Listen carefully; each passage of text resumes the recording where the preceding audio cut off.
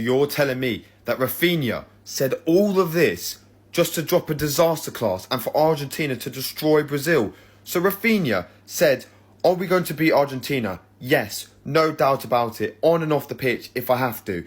Romario says, are you going to score? He says yes, without a doubt. F them. F them. Raphinha says all of this just to drop a disaster class and for Argentina to currently be destroying Brazil. Well done, Raphinha. Well done. Welcome to my YouTube channel. It's Brazil versus Argentina. So it's being said that Brazil went there for only one reason, and they were beaten 4-1. So for only one reason, Rafinha messed things up. I feel like if there is one player that cooked Brazil before the game was Rafinha, because how can you say that against one of the best national teams ever? How can you trigger them like that before the game?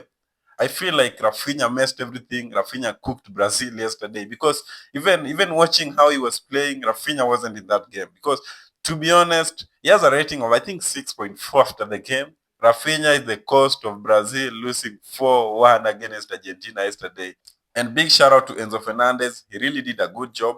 And I always said that this Enzo Fernandez that we always see in Argentina shirt, it's another version of it's a different version to Enzo Fernandez that we always see in a Chelsea shirt, because this Chelsea Enzo Fernandez is not the same as Argentina Enzo Fernandez. The same like when Pogba was playing for Manchester United and when Pogba is playing for France. Those were two different people. And when you see Enzo Fernandez playing for Argentina, I think that's a masterclass Enzo Fernandez. But when you see Enzo Fernandez playing for Chelsea, that's the Enzo Fernandez that only teams like Ipswich can want. But Enzo Fernandez, when he plays for Argentina, is masterclass. He really did a good job yesterday, and I feel like the only reason why Brazil messed things up is Rafinha going in an interview and saying a lot of things before the game. I've always said this. This is football. This is not rocket science. Of course, this is not things like being an artist and whatever. So before you drop the song, you are going into these interviews, cloud chasing, so that the song can be bigger. No, this is football, and in football, you have to show up. You have to be there. You have to be sure. You have to train for it to happen.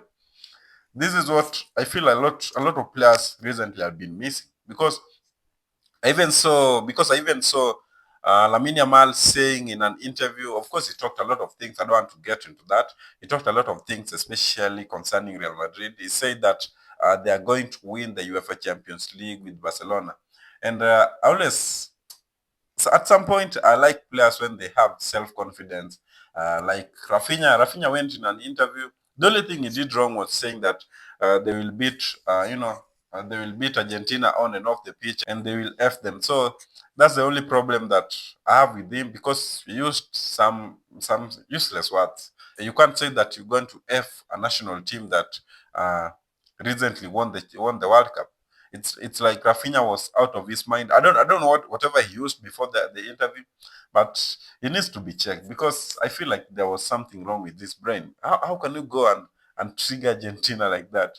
You know, he's the one who messed things up. And before I reach that point, I feel like Barcelona players have this problem, because they tend to believe so much in themselves at a point that you know and in any game, even if it's boxing and whatever, when you are talking too much, it's either two things. It's either you are going to scare your opponent for you to win in that match, or it's either you are going to trigger your opponent to beat you in that match. And whatever, I think in many cases I've always seen that when the opponent talk too much, the other opponents always beat him. I think this is the same case as Erling Haaland and Mikel Arteta. So Arsenal drew 2-2 against Man City, and Erling Haaland told Mikel Arteta to stay humble after the game. So this triggered Arsenal players, and in the next match, Arsenal won 5. Arsenal have never have not recently beaten Man City 5, but this season Arsenal beaten Manchester City 5 goals, and it's courtesy of whatever Haaland said to Mikel Arteta. So they sat down and said, you know what, in this game, this player disrespected our manager, and we have to tell him that, we are here to defend our manager. We have to tell him that, we are here to show up at any moment. And that's whatever happened with Arsenal. Arsenal went in that game, delivered 150% because of whatever Erling Haaland said, not because Arsenal is better than Man City, because of whatever Erling Haaland said. That's the reason why, that's the thing that triggered Arsenal player to score 5 goals against Man City, and and reverse that stay humble say to Haaland. The same thing happened yesterday against Brazil and Argentina. I think like the only reason why Argentina won 4 goals to 1. Of course, Brazil went there for one reason. They lost that game 4-1. And I feel like the only reason why they went there for one reason is that uh, the things that Raphinha said before the game triggered Argentina players. Maybe you never know. Maybe and Argentina only needed a draw. Maybe Brazil would have won in that match. But then whatever Rafinha said before the game, that's whatever made Argentina say, you know what, he talked too much about the game. And let's say for example, Brazil won yesterday and Rafinha scored.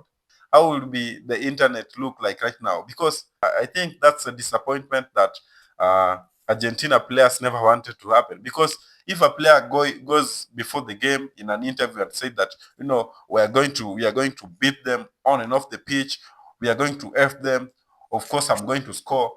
And let's say for example Brazil won yesterday, and the same Rafinha that talked scored yesterday, it will be right now the internet would have been going wide, because he said it and he did it. And I think if he did whatever he said, he would right now be given Ballon d'Or with no doubt.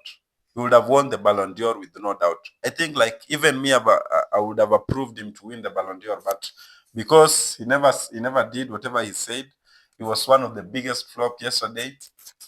No Ballon d'Or for Raphinha, man. I think give it to Harry Kane. Harry Kane deserves it. Give it to Harry Kane. He don't talk too much. Of course, a lot of people are not giving him credit, but he said that people are used to him when he scores, so people are not talking about that. So yeah, but give it to Harry Kane. I think like Raphinha cannot.